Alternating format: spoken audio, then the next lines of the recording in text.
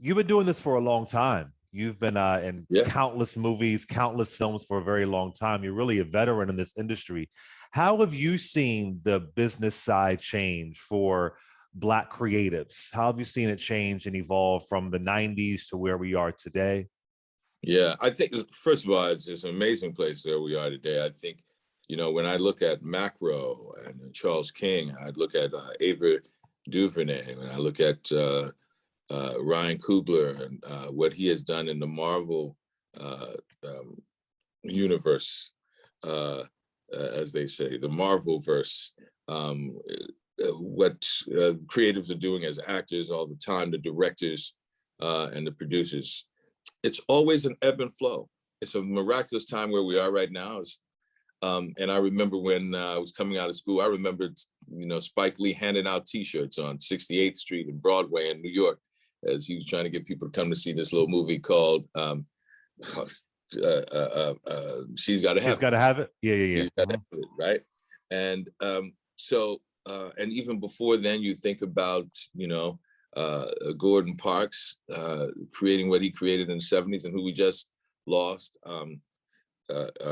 Mario, Melvin Van Peebles, going even further back to the beginning of the industry of cinema itself, to Oscar Micheaux, forwalling, taking around movies himself to theaters and renting it out. And then the discovery just 2 years ago of one of the first movies in existence was, we know of The Kiss, but we found out there was actually another one done of The Kiss with a Black couple from the late 19th century. That is one of the earliest films, if not the first film done, motion picture done, short, a couple of minutes, that now was introduced and archived at the Library of Congress. So the presence of us being creatives and creating the material and creating the industry itself, we've been there from the very beginning to this day. Now, we have to understand that there are always barbarians at the gate, right? We will always have to fight folks to make sure we have access and we are empowered. And so we should change our view of, oh, look how far we've come, to always being vigilant, saying yes, right? People always say, oh, this is the first Black woman to do this. I said, that's an accomplishment for you.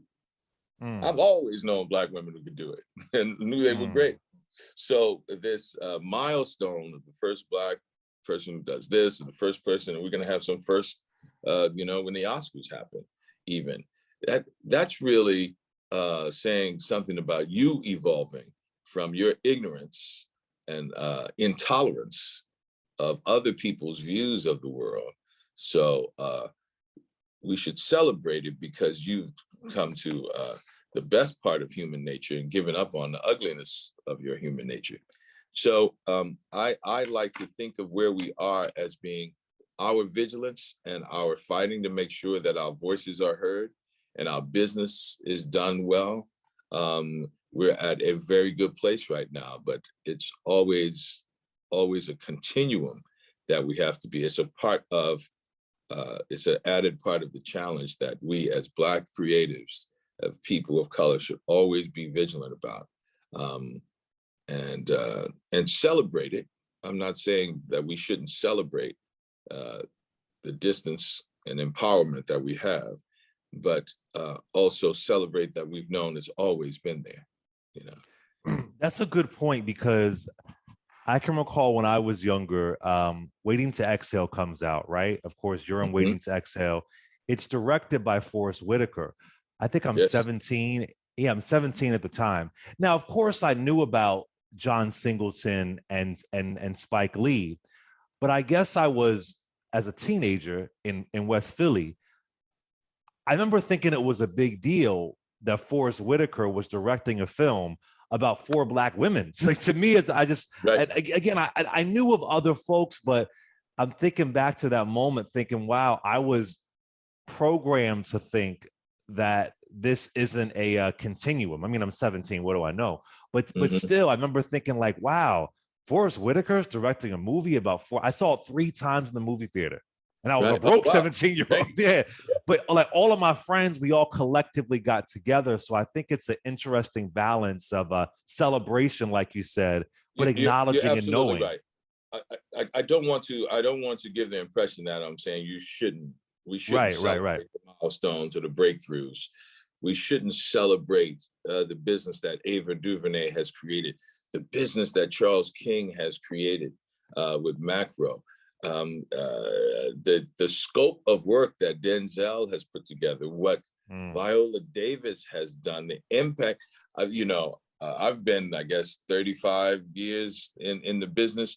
So, I've known Denzel, I've known Viola, and I'm going, yeah, y'all should have been giving them this. They should be Right. exactly where they are. And, this year, Anjanou Ellis, I mean, Yes. I remember Amazing. when we were all getting out of school together, and to be able to celebrate her. And so I guess that's where my attitude of like, this isn't new, Yeah. comes Yeah. from.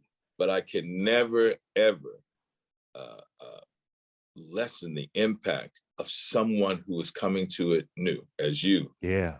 a Yeah. teenager, to see Forrest Whitaker, this actor that I know, that he has the creative prowess to create something that lifts Black women up like this, and to see all these Black women, and it become the #1 movie in the week, Yes, it a did. movie about Black women. That's the #1 movie in the country and around the world. That's major. Just as I should never put a damper on what it felt like for kids of this generation to see Straight Outta Compton Oh, and yeah. say the celebration of what we've created, Yeah.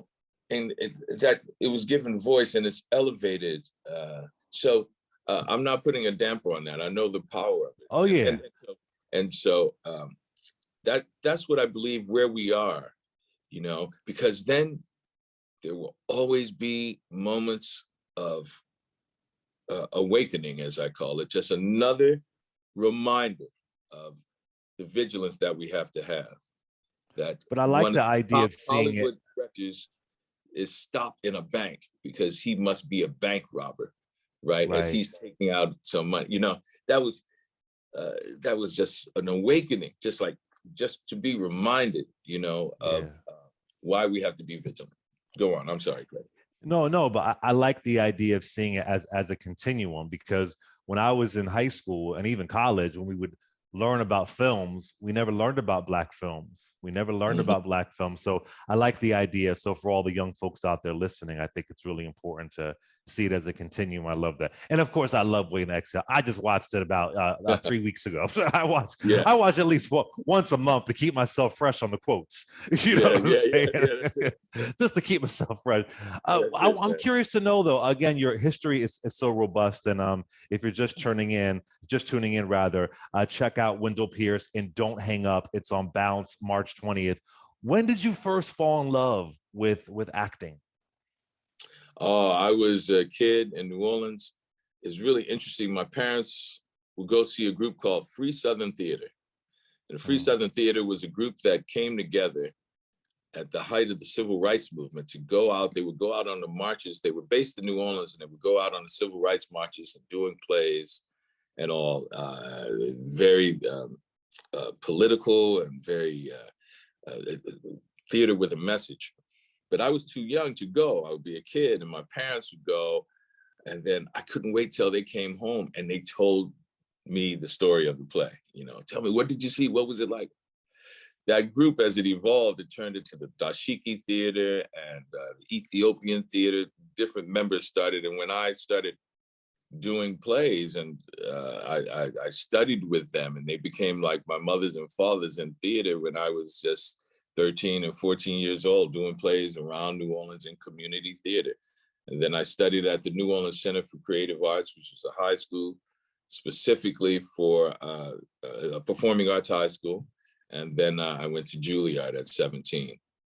So I was clear about my purpose early on, but inspired by the community theater world of New Orleans at the time. And that was Free Southern Theater, Dashiki Theater, great names, man. Ethiopian Theater, Power to the People, that sort of theater. And that excited me, man. Absolutely. Well, listen, I want to thank you for coming on. I really love your work over the years, and I think it's important to support. I'm looking forward to this. Like I said, I love an action thriller, so I'm super excited. It's called Don't Hang Up. It premieres March 20th on Bounce at 8 p.m. Make sure we check it out. I know you don't And do you can social catch it media. anytime. And you can catch it anytime on their sister streaming app, which is Brown Sugar, and Oh, great. bouncetv.com also.